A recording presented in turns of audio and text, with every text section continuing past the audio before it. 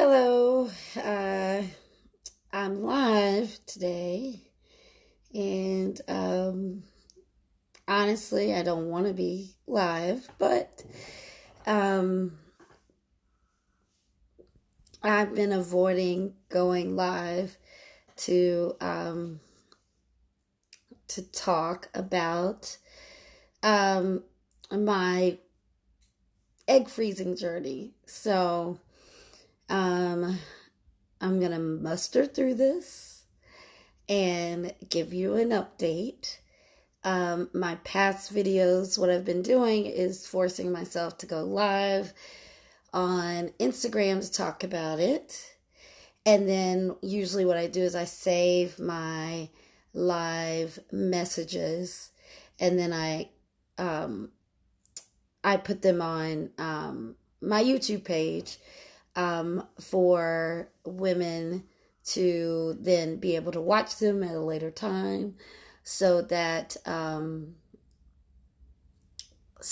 if anyone is considering or going through the same things or just need to see someone else or have just have some different perspectives.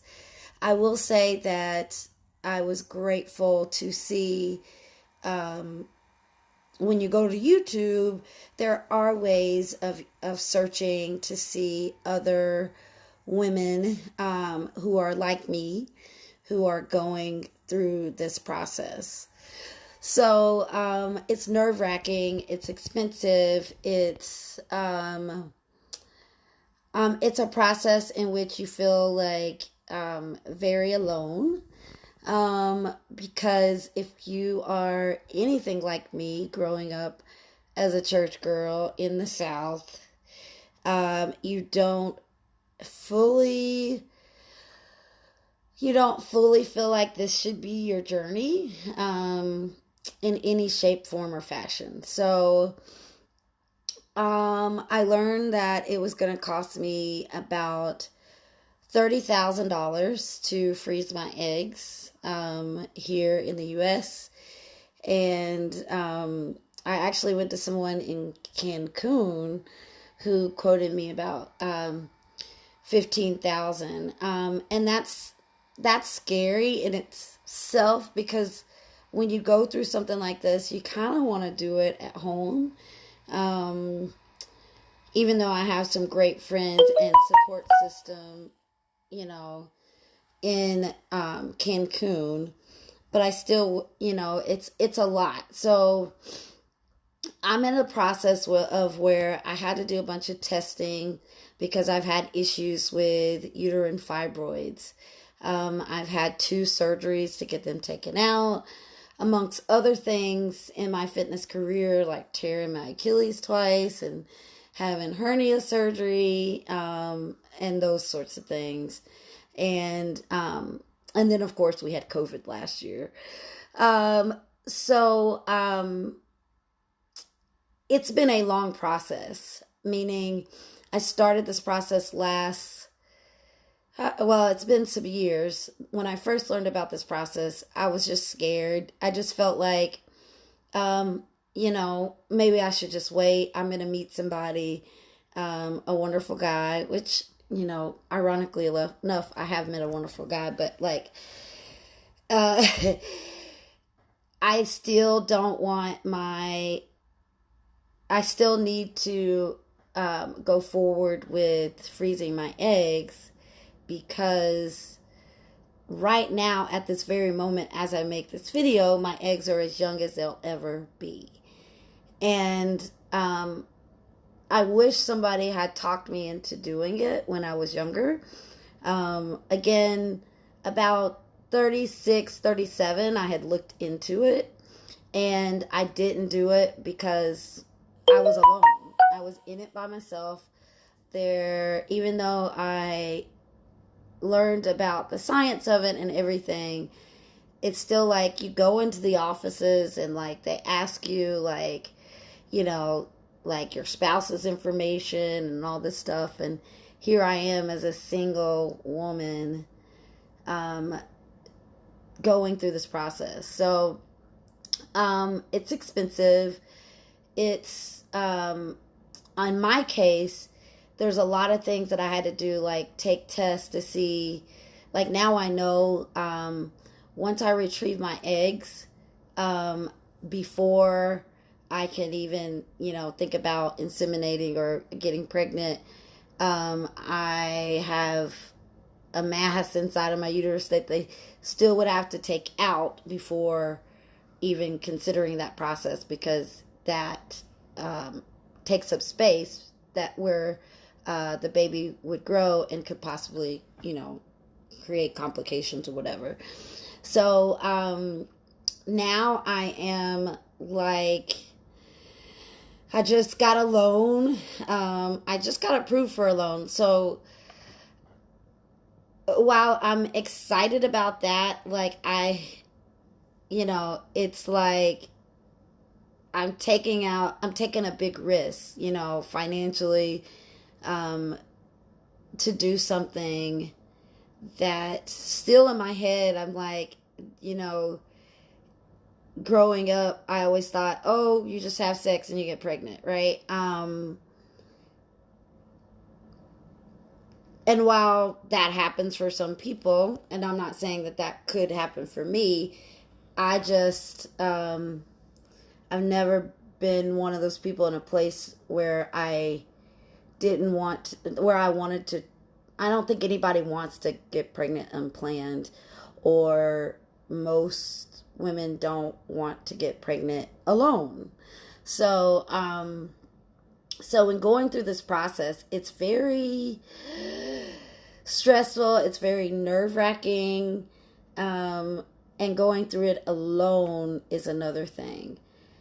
I would like to spread to the world that,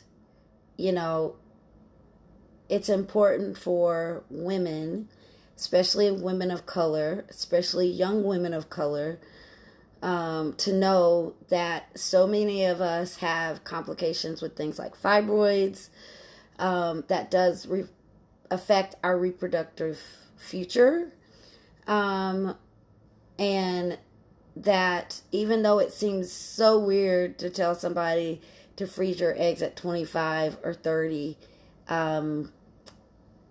if you are someone with the means, or if you are a parent that's very well off, like oftentimes you'll save money for your kids' college or their inheritance, but don't negate the idea of maybe even thinking about saving for your legacy, for there to be one.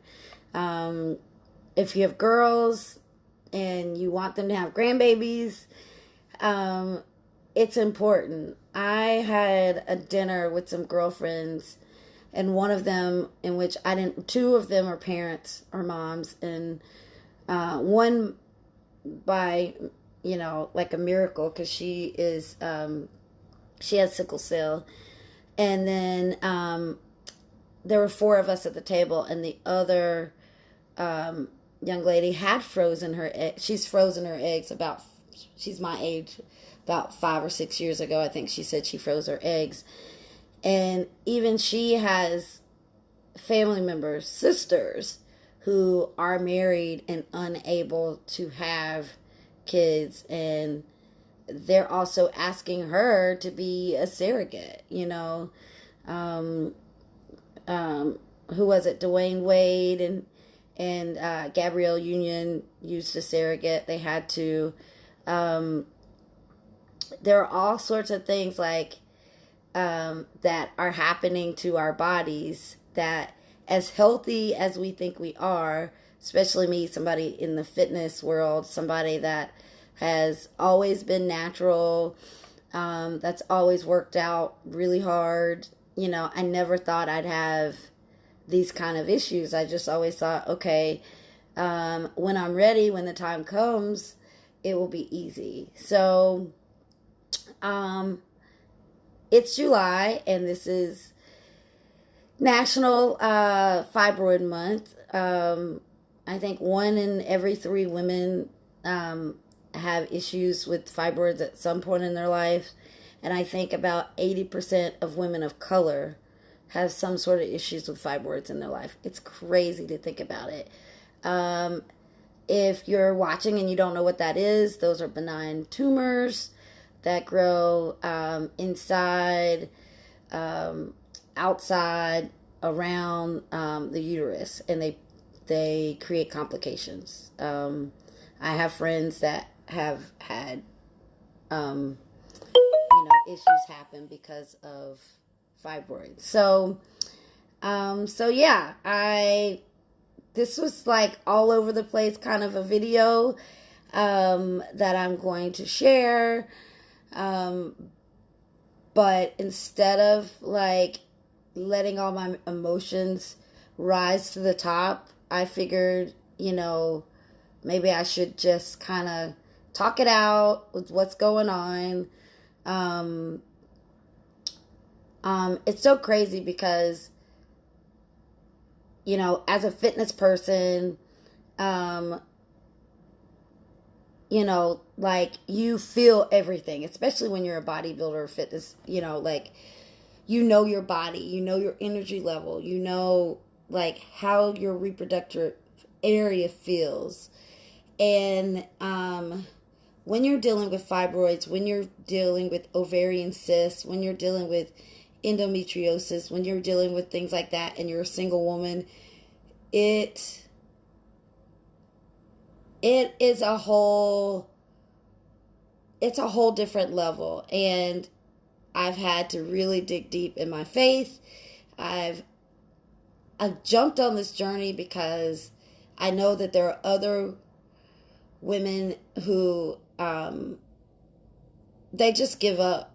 Honestly, they just say, well, I guess I won't have any children, or I guess it's just not in the cards for me. And the science and the technology is out there to give us options, especially people who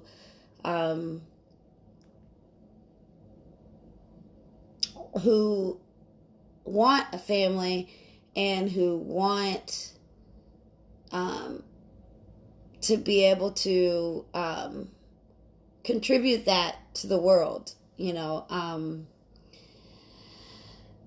but it's expensive. It is very expensive. It's, there are a lot of women out there who have just been encouraged to get hysterectomies, and then it just completely takes away their shot of having babies. And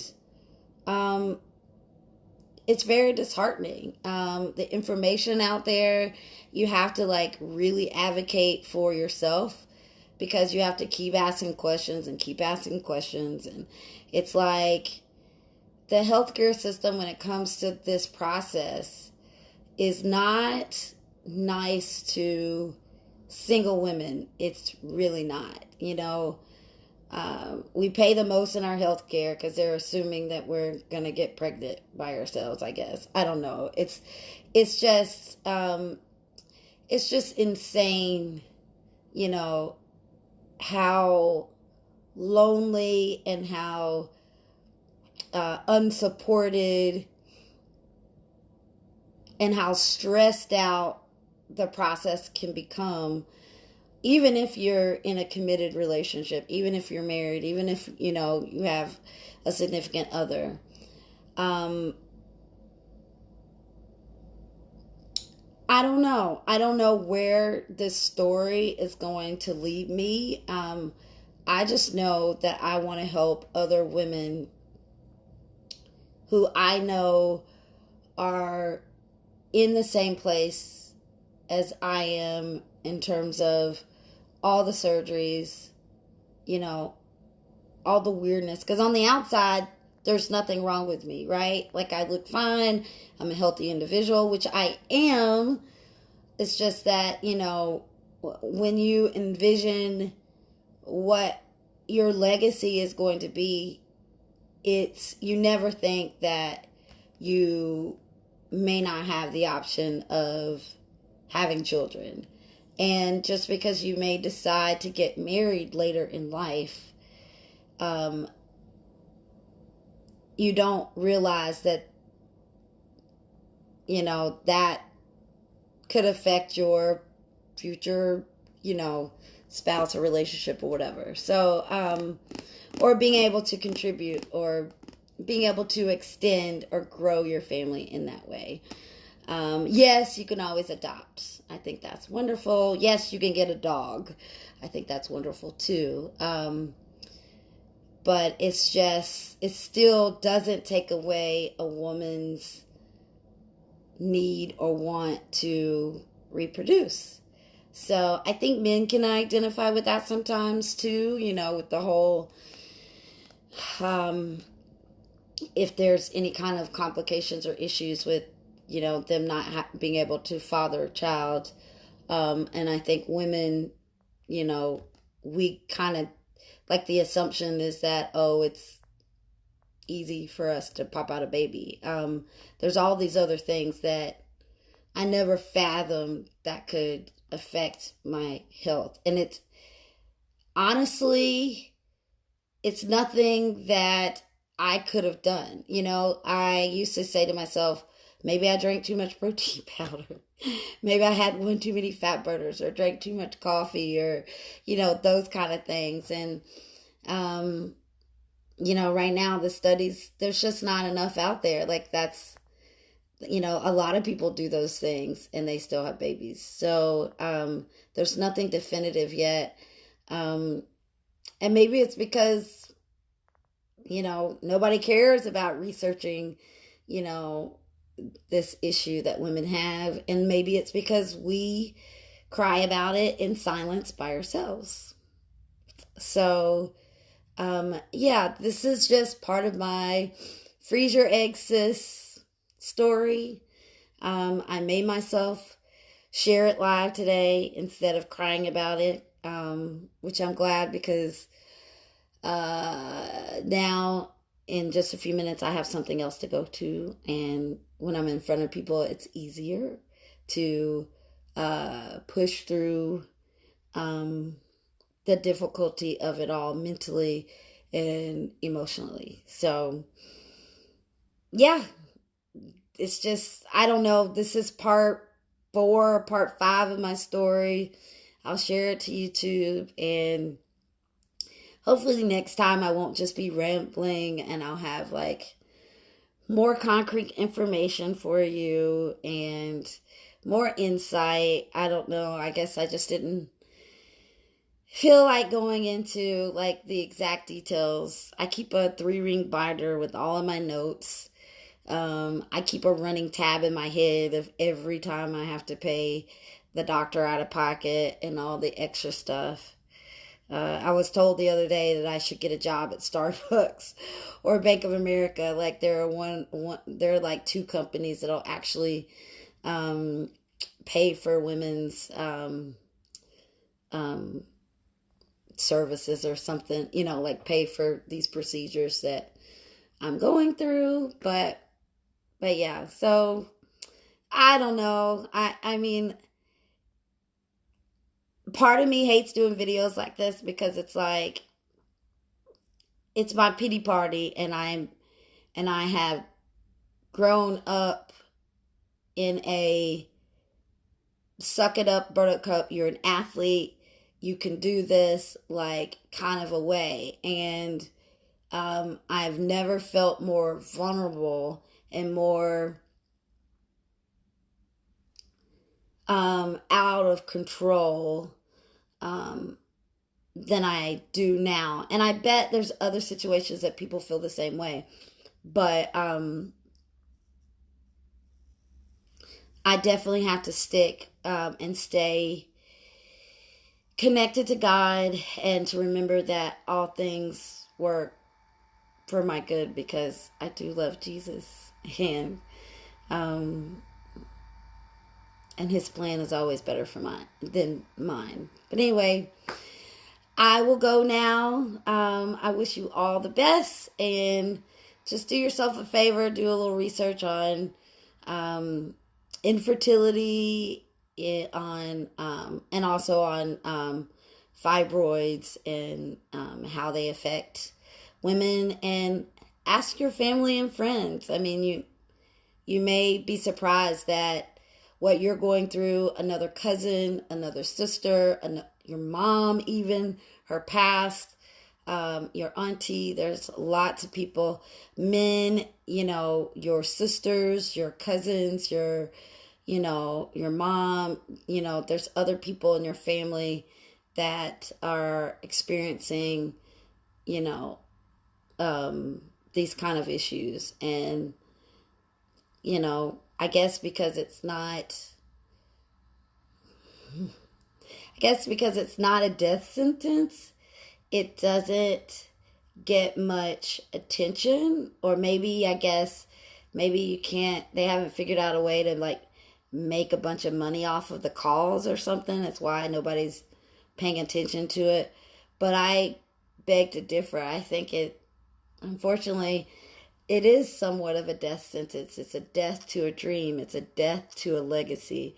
It's a death to being able to extend your family. And that's how it feels personally. But I know many of us, understand that the world puts other things on a pedestal. And I'm not saying that other things are not more important. I'm just saying that this is one thing that you might be surprised that it'll affect your daughter, your cousin, your niece. So we might want to give it a little love. All right, I'm going to the gym. Bye.